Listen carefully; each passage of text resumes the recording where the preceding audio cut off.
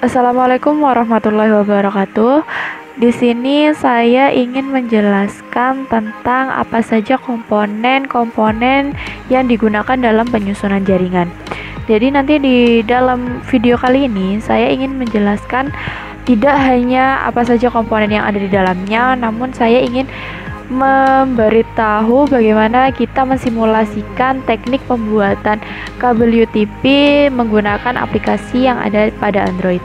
Sebelumnya, perkenalkan, nama saya Firda Aini Nisa, NIM 190512040018 dari Prodi S1 Teknik Informatika dari kelas TI 2019A. Untuk pertama-tama kita akan mengenal terlebih dahulu apa sih komponen dasar yang digunakan terutama dalam jaringan LAN. Jadi untuk komponen dasarnya sendiri kita bagi menjadi 3, yakni ada hardware, software, dan brainware. Untuk hardware sendiri melingkupi workstation atau personal komputer atau PC, server, terus kabel twist pair, kabel koaksial, kabel fiber optik, terus ada network interface, card atau NIC, hub atau switch, bridge, repeater, dan topologi jaringan. Untuk buat komponen softwarenya sendiri yakni ada sistem operasi jaringan, network adapter driver, dan protokol jaringan. Dan untuk yang ketiga yakni ada brainware, yakni administrator dan pengelola jaringan itu sendiri. Untuk selanjutnya yakni kita memasuki ke komponen jaringan, pasti kita akan mengenal apa itu hub, switch, dan router. Untuk perbedaannya sendiri, untuk hub itu merupakan titik pertemuan untuk perangkat atau komputer di dalam sebuah jaringan. Hub terdiri dari beberapa port, jadi saat sebuah paket data diterima di satu port, maka akan disalin ke port yang lain sehingga semua segmen LAN dapat melihat paket data tersebut. Dan untuk switch, yakni switch ini merupakan perangkat yang menyaring dan meneruskan paket data di antara segmen LAN untuk satu perangkat tujuan. Switch beroperasi pada layer link data atau layer kedua dan terkadang pada layer jaringan atau layer ketiga di model referensi OSI dan mendukung semua protokol paket data. LAN yang menggunakan switch untuk tersambung dengan segmen disebut LAN switch, atau bila menggunakan jaringan Ethernet maka disebut Ethernet LAN switch. Dan untuk router sendiri, yakni router ini berfungsi untuk meneruskan paket data di dalam jaringan. Router tersambung dengan minimal 2 jaringan, biasanya dua LAN atau WAN atau satu LAN dan jaringan ISP-nya. Dan router ini berlokasi di gateway, tempat di mana 2 jaringan atau lebih tersambung. Router menggunakan protokol yang sudah ditentukan untuk saling tersambung dan menentukan rute terbaik di antara 2 host. Nah, untuk selanjutnya kita telah menyinggung apa saja yang ada pada komponen dasar hardware, terutama ada tentang kabel. Nah, pada jaringan itu kita pasti akan membutuhkan beberapa tipe kabel. Yang pertama yakni ada UTP maupun STP. Nah, untuk perbedaan dan mana sih yang lebih bagus ketika kita akan membangun sebuah jaringan, itu yang harus digunakan UTP. Untuk penjelasannya, yakni untuk kabel LAN UTP itu merupakan singkatan dari Unshielded Twist Pair, yang mana di dalam kabel UTP terdapat 4 inti kabel yang saling berbelit namun tidak memiliki pelindung serta memiliki kode warna yang berbeda. UTP ini juga berfungsi untuk menghubungkan satu komputer ke komputer lainnya melalui jaringan LAN. Kabel UTP ini merupakan kabel yang paling banyak digunakan di pasaran. Karena selain harganya yang lebih murah, kabel ini juga mudah untuk dipotong karena hanya punya satu kulit penyelubung, dan satu lagi jenis kabel UTP ini sangat cocok digunakan untuk lokasi indoor. Nah, sedangkan untuk STP sendiri, STP ini merupakan singkatan dari Shield Twist Pair. Sesuai namanya, jenis kabel ini memiliki pembungkus tambahan di setiap pasangan kabel yang berupa aluminium foil, dan fungsi kabel STP ini sendiri tidak jauh berbeda dengan kabel UTP, hanya kabel STP ini yang membedakan dengan UTP, ini itu digunakan untuk lokasi outdoor. Nah, mungkin untuk pengguna sendiri itu tidak disarankan menggunakan kabel UTP untuk lokasi outdoor karena secara karakteristis saja itu sudah berbeda dengan STP. Pada kabel STP material logam dan isolatornya itu lebih keras. Nah, pada pembungkus paling luar hampir mirip dengan pembungkus kabel UTP, hanya saja lebih tebal sedikit. Mungkin dapat kita lihat pada video kali ini, yakni kita sudah mengetahui bagaimana karakteristik yang ada pada kabel STP dan pada kabel UTP. Nah, untuk selanjutnya, untuk konektornya sendiri apa berbeda? Tidak, untuk STP dan UTP ini tuh konektornya itu sama, hanya saja konektor untuk kabel STP itu berlapis logam yang juga berfungsi sebagai konektor ground tadi yang terdapat di bagian dalam kabel.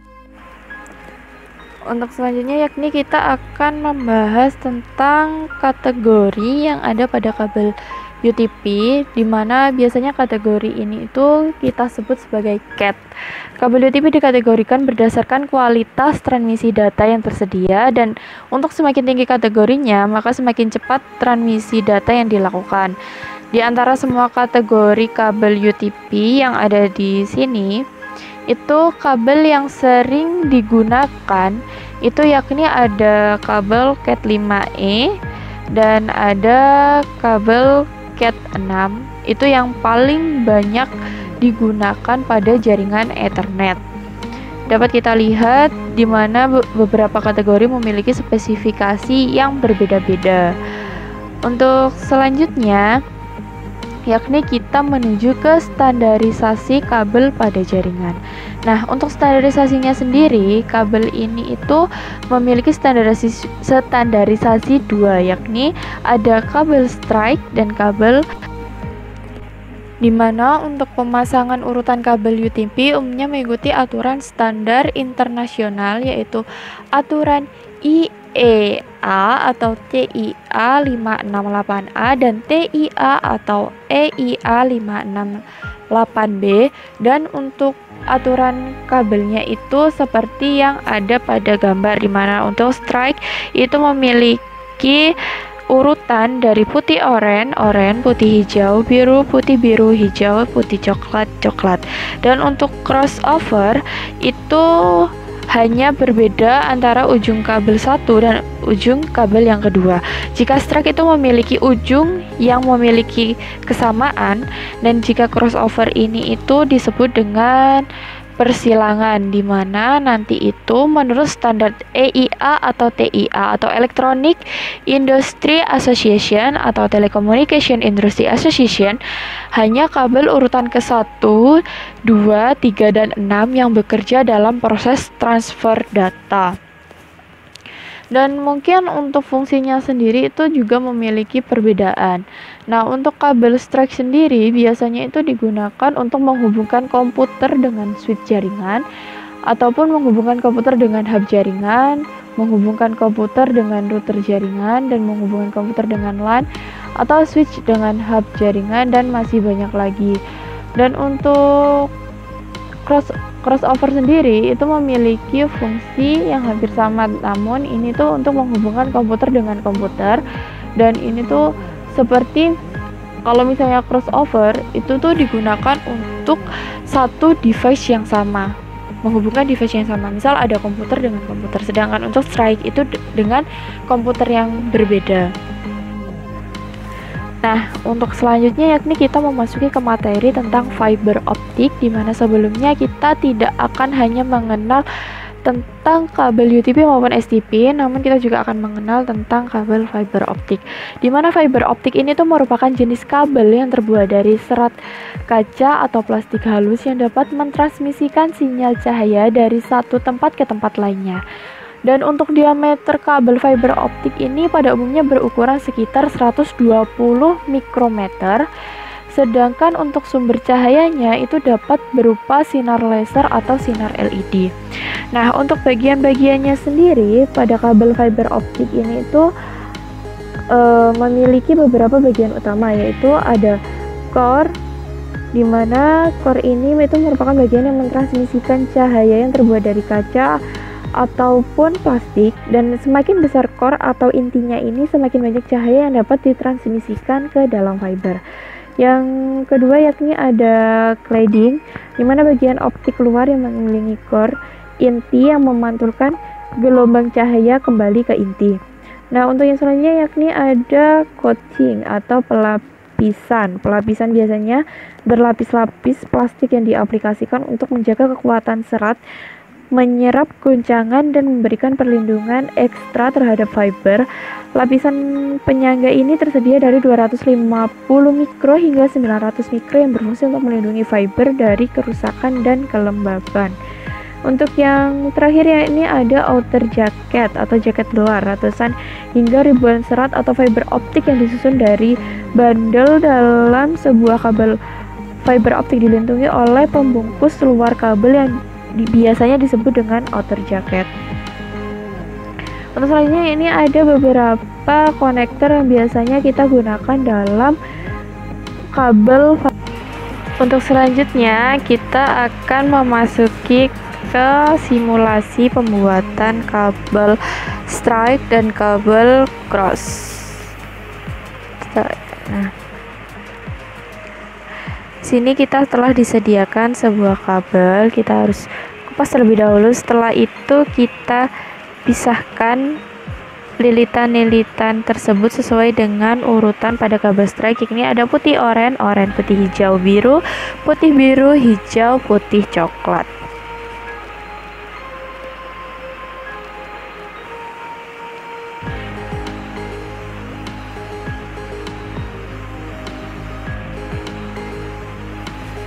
Pisahkan semuanya dari lilitan masing-masing.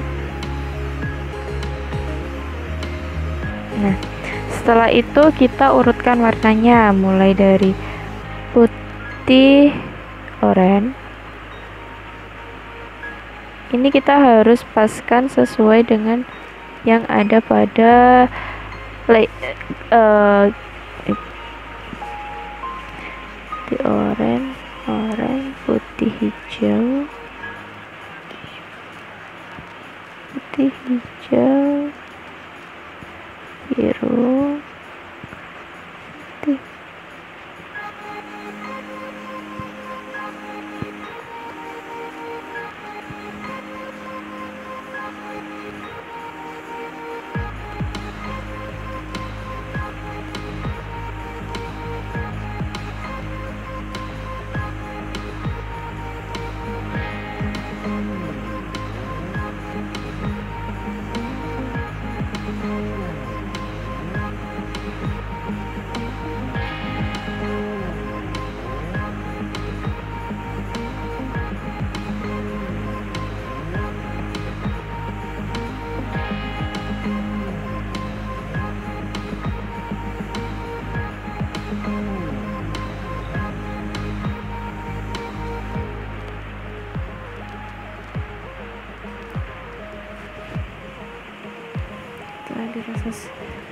Setelah dirasa sudah rapi, kita pasang adaptor RJ45. Kita paskan terlebih dahulu. Setelah itu kita clipping, itu kita cek. Nah, ternyata ini tuh merupakan sebuah kabel strike. Terima kasih telah menyimak video saya. Semoga informasi yang saya berikan bermanfaat. Sampai jumpa di video selanjutnya. Terima kasih. Wassalamualaikum warahmatullahi wabarakatuh.